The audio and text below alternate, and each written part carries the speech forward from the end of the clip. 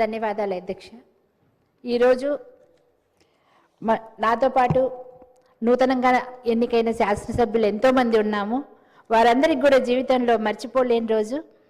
గత సంవత్సరం ఇదే రోజున మేము మొట్టమొదటిసారిగా అసెంబ్లీలోకి అడుగుపెట్టి ప్రమాణ స్వీకారం చేయడం జరిగింది.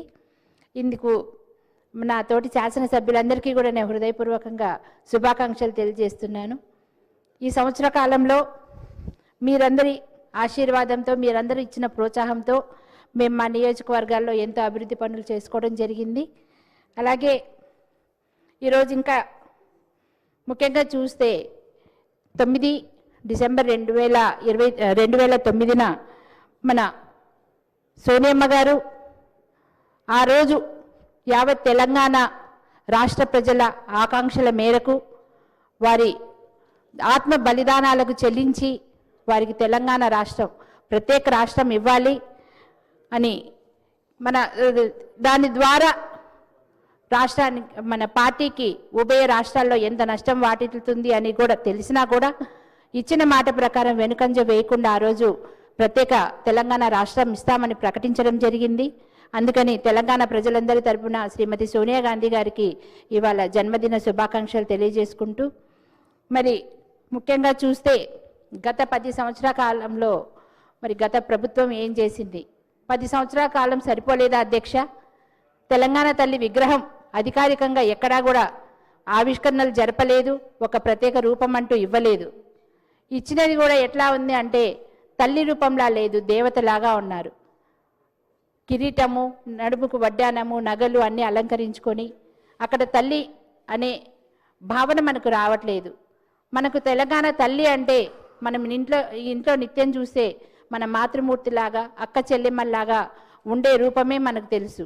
అందుకని ఇప్పుడు మన రేవంత్ రెడ్డి గారు అందరి మేధావులతోటి, మరి కళాకారులు, కవులు అందరితో చర్చించి, అందరిని చర్చలకు ఆహ్వానించి, అందరి ఆకాంక్షలు మేరకు, వాళ్ళ అభిప్రాయాల మేరకు ఇవాళ నిన్నైన తెలంగాణ తల్లి విగ్రహాన్ని మరి ఆవిష్కరించడం జరుగుతూ ఉంది.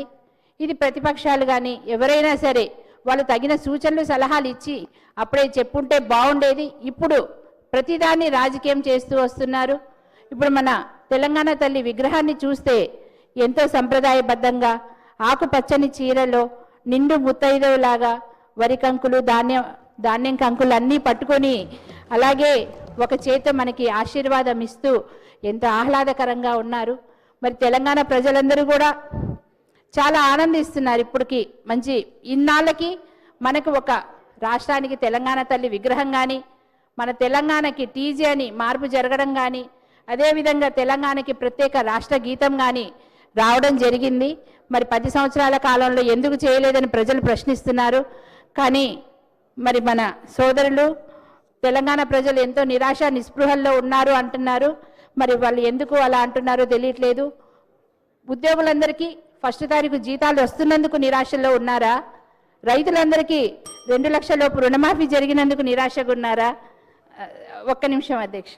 అలాగే 55,000 పైచీలకు ఉద్యోగాలు ఈ సంవత్సర కాలంలో వచ్చినందుకు నిరాశలో ఉన్నారా? ఇవన్నీ కూడా తెలంగాణ ప్రజలు ఆశీర్వదిస్తున్నారు. అలాగే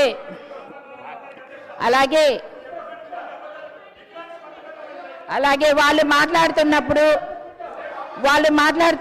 మాత్రం అధ్యక్ష, ఎదుటి వాళ్ళు మాట్లాడుతున్నప్పుడు అవమానకరంగా కూర్చో అని మాట్లాడము, ఇవన్నీ కూడా సభ్యత అనిపించుకోదు అధ్యక్ష.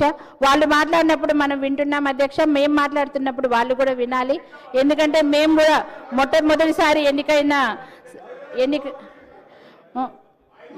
మొట్టమొదటిసారి ఎన్నికైన సభ్యులమే అధ్యక్ష. మా భావాలు కూడా మేము మాట్లాడుకోవడానికి మీరు అవకాశం ఇవ్వాలి. మధ్యలో మీరు డిస్టర్బ్ చేయకూడదని మేము వేడుకుంటున్నాము, రిక్వెస్ట్ చేస్తున్నాము.